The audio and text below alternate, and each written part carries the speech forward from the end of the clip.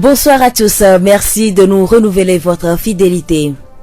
Révision et exercices font partie du quotidien des élèves des classes de première ces derniers jours. Nous allons les écouter dans ce journal. L'agence immobilière KLM Immo vole au secours des jeunes démunis. Elle va financer l'apprentissage de métiers de ces derniers.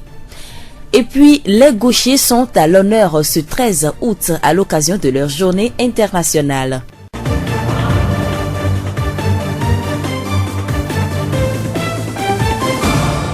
La voix du Zion. L'examen du baccalauréat première partie, c'est dans quelques jours, plus précisément du 18 au 21 août 2020. Comment les candidats se préparent-ils? Je me nomme Assigno et bienvenue. Je suis élève en classe de première A4. Et comment tu te sens à quelques jours de l'examen? Je me sens à l'aise parce que j'ai mon programme. Donc, je peux pas dire que j'ai peur, quoi. Donc, on attend le moment. C'est la première fois que vous allez passer cet examen? Oui, la première fois. Et par rapport aux révisions, est-ce que tout va bien? Il n'y a pas de matières qui vous semblent difficiles? Souvent, c'est la mathématique et la physique, mais durant ce moment, en allant aux répétitions, je vois que ça va mieux. Et par rapport à vos amis, camaraderie, nous savons que les jeunes aiment beaucoup être en groupe, l'utilisation de WhatsApp et tout. Comment est-ce que vous gérez? Dans ces temps-ci, ce sont des groupes qu'on a créés pour balancer les épreuves. Certains soirs, on discute entre nous et ça va. Est-ce que vos parents vous aident en cette période de révision? Est-ce qu'ils vous facilitent la tâche? Oui, certains soirs, moi, mon père, c'est un professeur de dessin, donc il m'aide à réviser mes matières, tout ça. Moi, c'est Tchogbe Kofi Kevin, je suis en classe de première à 4. Je n'ai pas peur de l'examen parce que je sais que c'est un combat que je vais et je vais réussir. Je m'organise bien d'une manière. J'ai le temps à les réviser une heure et je me réveille aussi pour les révisions. D'accord. Maintenant, est-ce qu'il y a des matières qui vous semblent toujours difficiles? Si oui, comment vous faites pour améliorer cela? Bien sûr, je suis littéraire et souvent les mathématiques me gênent. Mais par rapport à ça, j'ai des camarades qui sont un peu plus forts dans ces matières. Donc, quand j'ai une difficulté, je m'approche d'eux et ils m'expliquent plus mieux et puis ça va.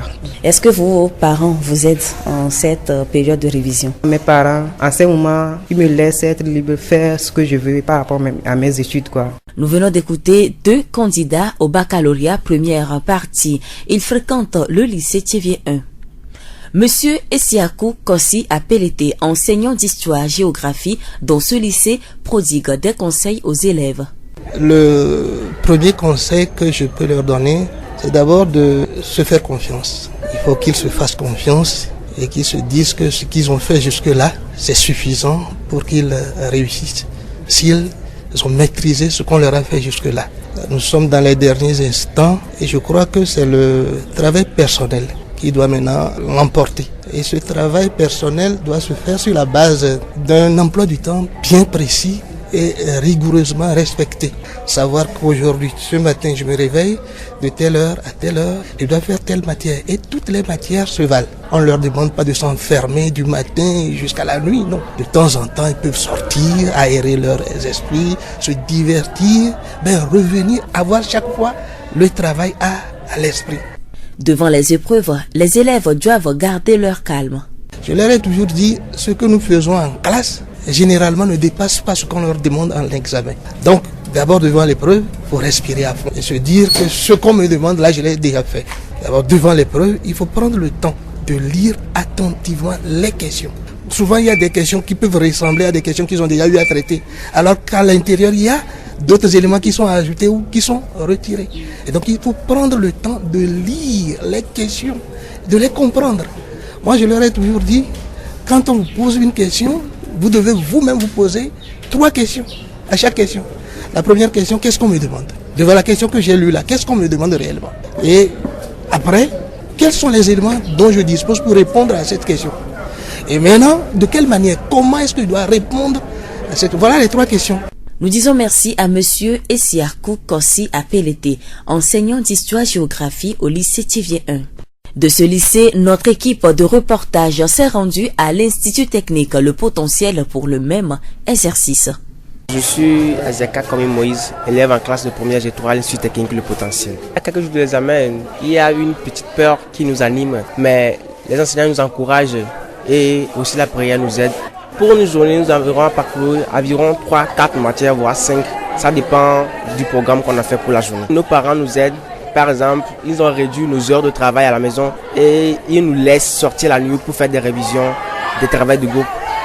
Je me nomme Semano Adjovi, en classe de la première G3 à l'Institut technique Le Potentiel. Bon, sans mentir, j'ai un peu peur quoi, mais à l'aide des professeurs, ça va. Côté révision, ça va. Comme nos professeurs sont à côté de nous, on a un peu de difficultés dans quelques matières, mais on les voit pour les donner ces difficultés et ils nous aident par la grâce de Dieu. Mes parents m'aident quand on finit à l'école, lorsque je rentre à la maison. Eux-mêmes s'occupent de tout et ils nous laissent quelques minutes pour apprendre. Après, nous reposer, nous donnent aussi leur soutien. La voix du Zion. La formation initiée par l'UNICEF à l'endroit des jeunes des milieux extrascolaires a pris fin ce jeudi. Du 11 au 13 août, des jeunes adolescents en apprentissage ont vu leurs capacités renforcées sur les compétences de vie courante.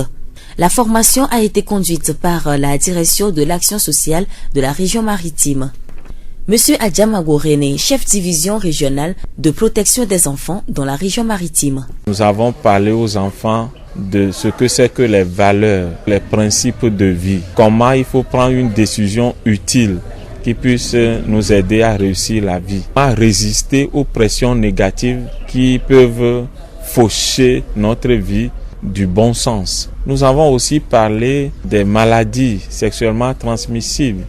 Nous avons parlé de comment identifier les dons, les talents pour forger sa vie professionnelle sur une option réellement reçue de Dieu. Comment se préparer à la vie active. Et pendant tous ces enseignements-là, nous avons constaté que les jeunes ont été très attentionnés. Ils ont été très participatifs. Quand on prévoit quelque chose pour 1 heure de temps, des fois on va jusqu'à 1h30 à cause des questions que les jeunes posent, à cause des expériences propres qu'ils partagent. Monsieur Adjamago nous parle des attentes. À la fin de la formation, c'est 30 jeunes, 15 filles et 15 garçons choisis au rang des apprentis des divers corps de métier de la préfecture. Ce que nous attendons, c'est que chacun aille parler des notions reçues à au moins 60 autres jeunes. C'est le défi à relever. Et la première façon de relever ces défis, nous leur avons dit, c'est que eux-mêmes changent de vie, eux-mêmes changent de comportement, qu'ils soient des modèles. Nous avons commencé cet enseignement le mardi et déjà le mercredi, les jeunes dans leur feedback nous ont dit que leur propre vie a commencé par changer. Eux-mêmes, ils font des témoignages sur ce qu'ils faisaient déjà, qui était en voie de nuire à leur vie, mais dont ils n'avaient pas pris conscience, mais que cette formation leur a permis de découvrir. Nous venons d'écouter monsieur Adjamago René, chef division régionale de protection des enfants dans la région maritime.